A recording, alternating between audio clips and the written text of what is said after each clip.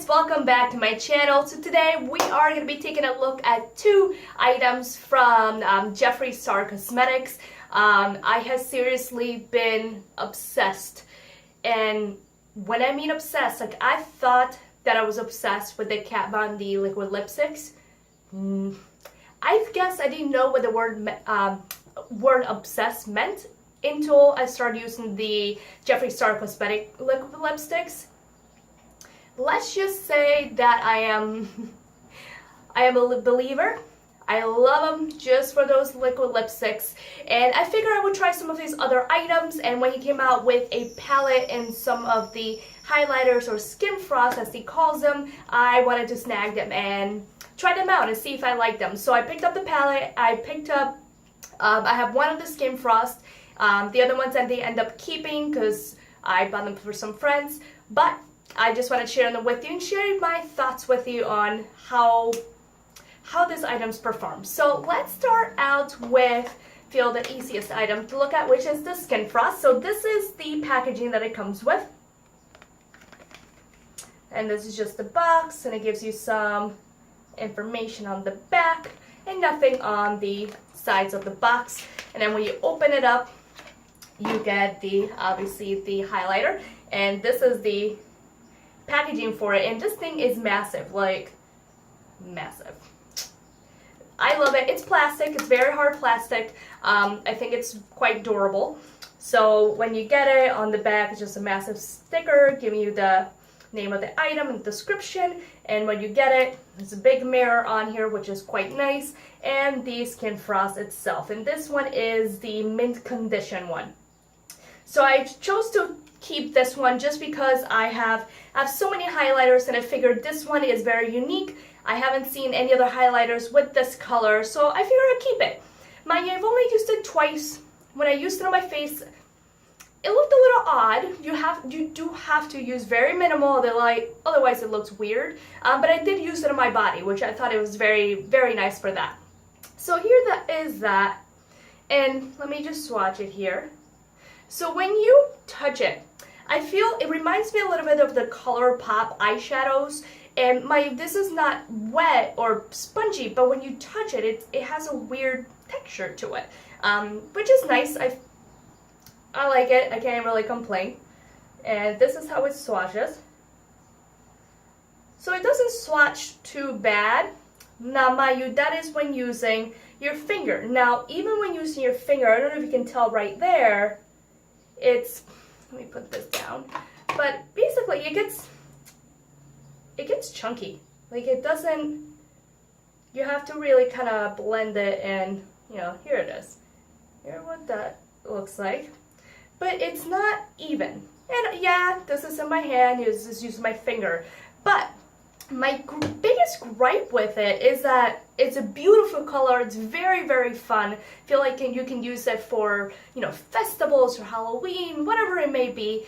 But it feels chunky. When I put it on my face, I felt like it just, you can tell. You can tell where it just kind of clumped up a bit, or the product was, I don't know, people have been saying it's very finely milled, but to be honest with you, yeah, it's finely milled, but it doesn't blend very well. Even with any of the brushes that I normally use on all of my other highlighters, I use the same brush for every highlighter, and it did not work out with this. Like, it was hard to use it. So to me, it was a little disappointing, and I felt it's the same way with all of them. It just made my pores stand out. It didn't look flawless, if you want to call it that, and that's what I look for in a highlighter. Like today, I'm wearing the Anastasia Beverly Hills one, and I think it's beautiful. I like it. I put it on a little, a bit. It's subtle, but it's beautiful. This was just shocking. Right, now moving on to the palette, and let me see here. So this is the palette itself. I don't have the box anymore, but basically it's the same as the highlighter, just obviously bigger to fit this, but it looks exactly the same. So this is the front of the packaging, and it's the Beauty Killer palette. On the back of the palette, there is absolutely nothing, and nothing on the top either.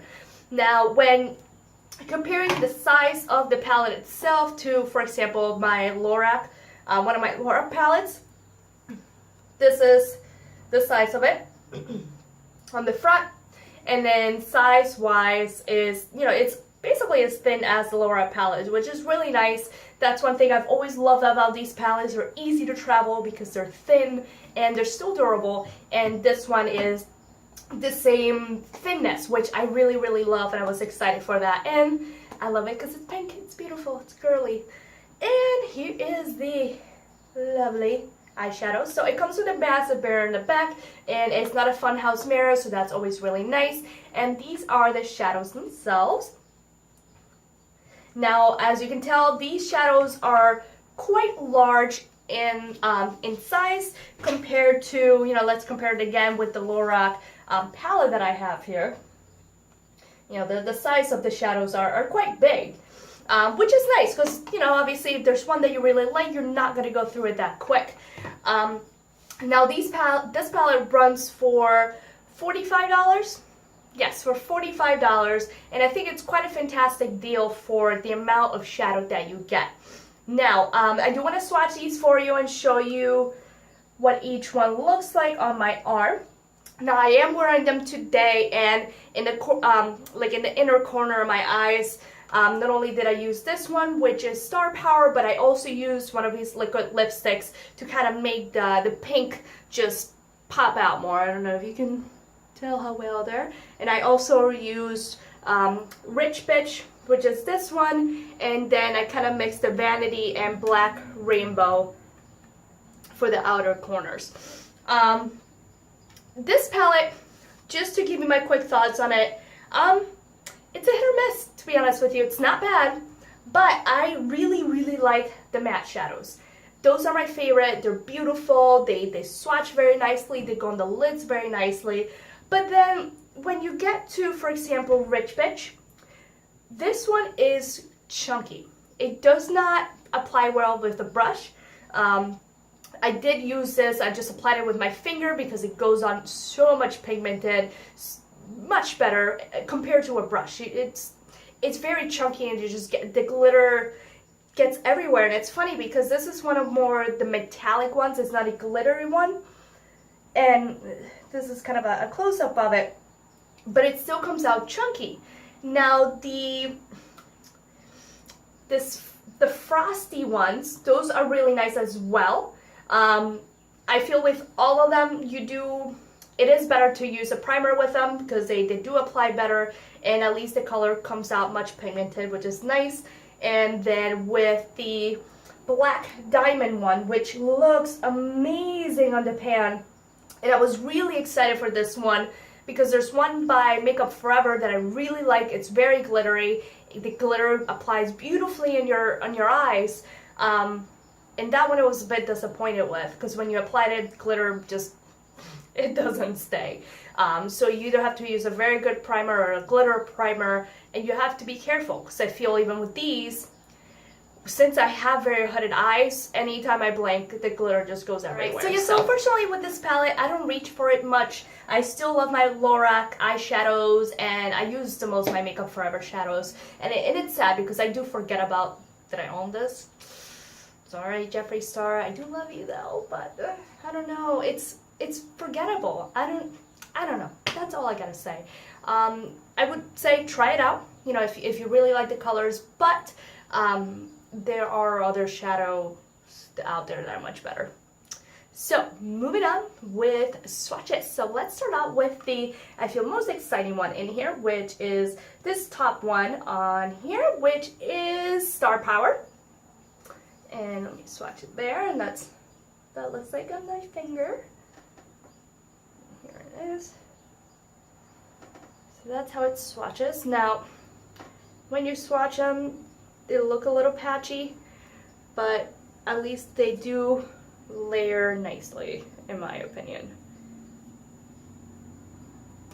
And not too many people make such a bright pink, which that's why I got this palette. It's sad, I got it mainly for one thing. Alright, so the next one here is called Princess. And this comes kind of a muted lilac frosty one. And I do like to just layer all of them. This one is hard to see because it is quite late, but here is that one.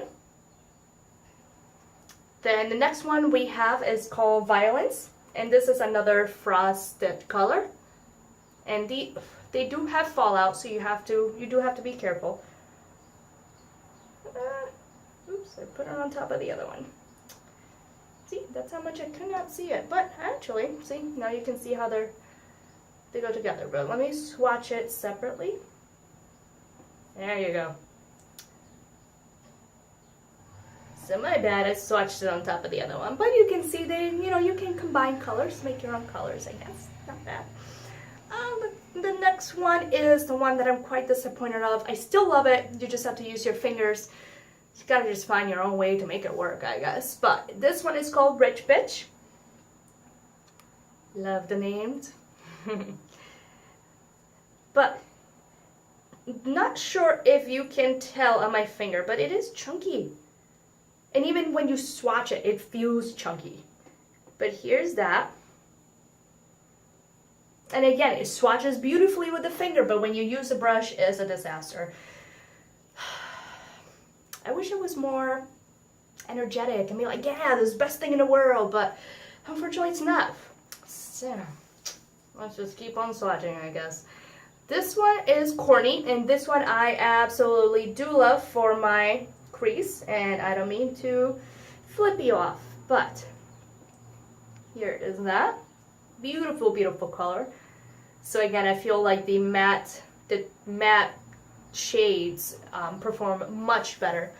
So we're gonna move on to the bottom row on here. So we're gonna start out with this one, and this is called Expensive.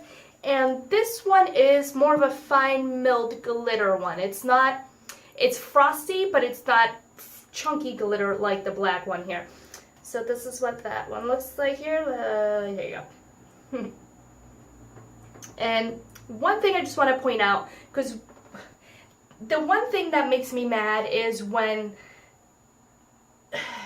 artists brag about something and say, oh my god, this is what it's going to do and all this nonsense, and it doesn't do that. Now, with the Star Power pink one thing that he raved about 20 million times is that it does not stain, and is incorrect. It does stain. Even when I use the primer, it does stain my lids. It's not the biggest issue for me. I don't really care as much, but I did want to point that out because that's one thing that he did talk about, and it does stain, like lumber in my hand, and I didn't even have it on for long. So there's that. But here is the swatch for Expensive. Then the next one here, this one is a frost, and it's called Confessions.